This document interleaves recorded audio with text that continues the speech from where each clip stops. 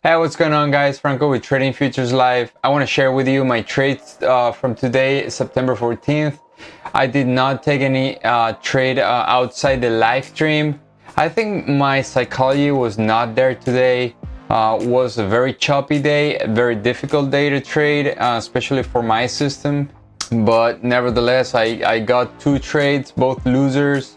Good thing is that I've had 3 losers this week and I am break even. I managed to have a nice trade on Monday and that made me 3R, and now I gave 3R in 3 trades, so I'm break even. But that's the way trading works. I think I can still get a good week. We have Thursday and Friday, so let's see what we can take advantage of this week. But for now, let's review these trades. So we're both losing trades. The first one was a buy. I was trying to long here the NQ right after the open. We went up, and on the retracement we didn't manage to break the overnight high, and I thought, all right, so all the conditions are met. I did have these pivots here created on the pre-market and we can continue to go up, but all conditions were not there. And this is the funny part. I just got realized that after I locked my trade, and this is it's painful because you make mistakes, you don't realize them real time, and somehow you lose a trade. You say, all right, that's okay, it didn't work, but a few minutes later you're logging the trade and you realize, damn, I could avoid it, this loser, right? So lesson here is I need to get more focused, get more concentrated in what I'm doing, and I want to point out my mistake in this trade, right? So every time I have the AQD is the one that tells me the direction, right? If you're trading long or you're trading short, right? Not only the direction, but the timing. And this is one thing that I need. This condition has to be met. It has to be met. Like, it's not like where it's not that sometimes I can do it, sometimes I cannot. No. If it's a counter trend trade, the ADQD has to be on the impulsive move. Meaning, for instance, here it opened up on the positive number but collapsed, right? And then it was. Now, you don't have too much information here, right? It's just 15 minutes into the market, but the information that you have here is that, all right, it came down, and the normal thing that you can expect is that came down, retraced back up, and then continues to go down, right? So if I'm gonna trade something with this ADQD, right? If I'm gonna take a long, I cannot take the corrective move right here, right? Because I am thinking, all right, the impulsive move is on the negative side. So that's one first wrong assumption that I made, right? That's not a wrong assumption. I wasn't aware of this. Like, I didn't pay attention to it. That's my mistake, right? So if I was paying attention to this, I would have noticed, all right, so the impulsive move is not up, is down, right? For now. Yes, the market was going up, but I see the ADQD was retracing from its highs, came back. Now is the corrective move is going up, right? So whereas if I would have waited for this, right, and expecting this thing to come somehow to these lows and then go up, but I don't need to be so precise with the ADQD. I can just see some correction here, and on the correction take a long. Whereas I see the drop, on the correction I can take a short, right? Correction can take a long, correction can take a short, right? So just to spot this mistake is fine. It was just one trade. That doesn't mean I need to quit as a trader, and I know I felt this way in the past, and And I know a lot of traders feel this way when they lose a trade or they have a losing streak. And I certainly have felt this way, like discouraged, unmotivated, like this is so hard, I'm not gonna make it, and so on.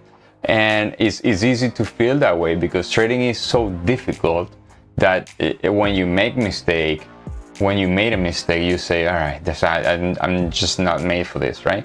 And I do feel that sentiment sometimes, but I already know that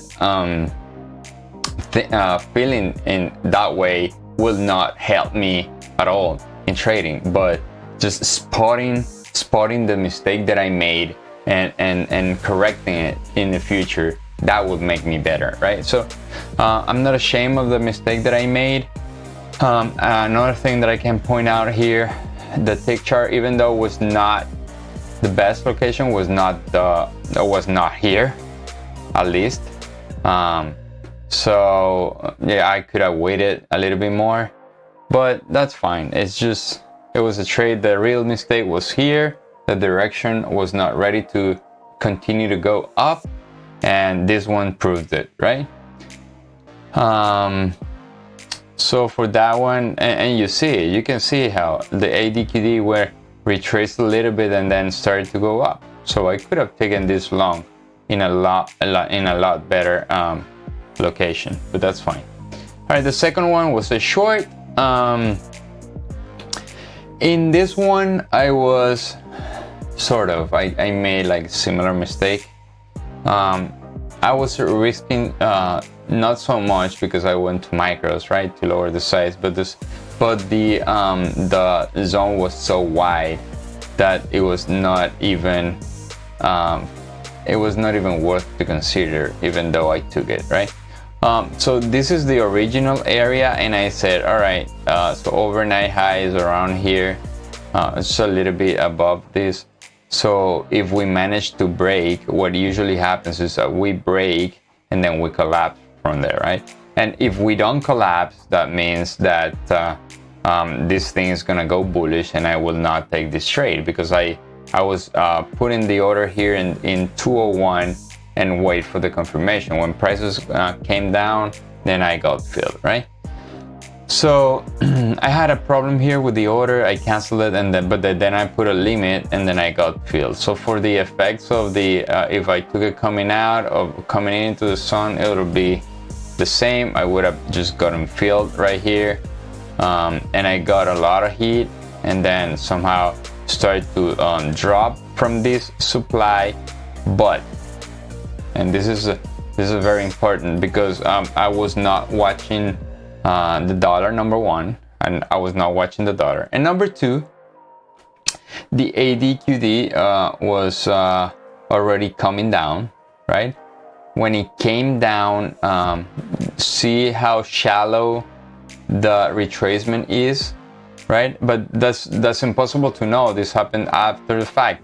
But the fact that we were coming down in a lower lows, but we broke to the other side in a very, very bullish manner, even though the market had no momentum, this will tell me that it's certainly not the best location to trade, right? Especially short. A tick chart was completely awful. This one was very, very bad. But what was paying attention was the high, right? So didn't break the high, and the market was making a new high, and I got feeling this massive red candle, right? The bad part is that we didn't break to the downside until we came here. I was into profit a little bit, and I was watching the ADQD, and I said it in the live stream, like this will be a good trade to just close it because I don't see any future in this trade. The tick chart did not make any new extreme low, but I got distracted watching the dollar, and then when I got distracted, this thing happened in a matter of like, I don't know, like 20 seconds or something, right? So but like I've said in the past, it's just another trade, and the important part here is that you need to save your bullets and live to trade another day. That's what certainly I am doing while I pass this I don't want to say losing streak, but I would say more like a phase of